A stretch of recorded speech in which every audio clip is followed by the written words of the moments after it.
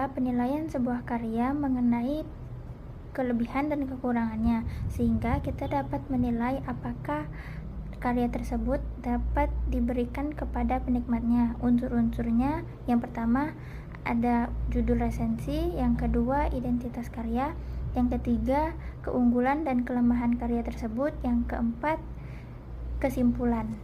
Selanjutnya yaitu kosakata baru. Kosakata baru adalah kumpulan kata yang masuk ke dalam kaidah suatu bahasa, yaitu bahasa Indonesia.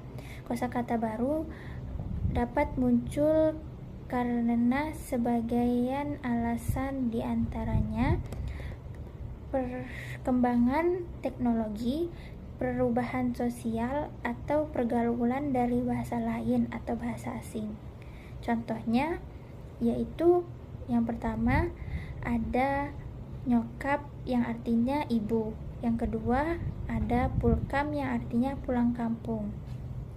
Selanjutnya ada esai. Pengertian esai adalah mendeskripsikan esai sebagai sebuah tulisan yang memberikan pandangan singkat terhadap suatu isu dari perspektif pribadi penulis. Secara garis besar, esai menyampaikan informasi tentang gagasan, argumen, dan ekspresi emosi penulis tentang objek tertentu. Selanjutnya ada struktur esai. Yang pertama pembukaan.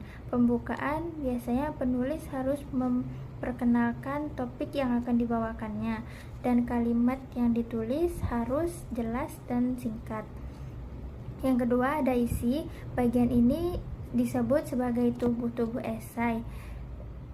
Penulis menuliskan kalimat pendukung esai dan argumen-argumennya, dan setiap argumen harus ditulis dengan kalimat jelas dan relevan. Yang ketiga ada kesimpulan.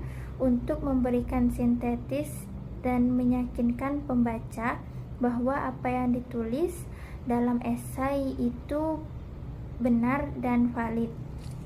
Yang terakhir ada tujuan. Esai dapat digunakan untuk berbagai tujuan. Yang pertama menyampaikan informasi, yang kedua meyakinkan pembaca, yang ketiga memberikan sudut pandang yang berbeda, dan keempat membujuk, kelima berbagi cerita, keenam menimbulkan jiwa kritis, dan yang ketujuh refleksi diri.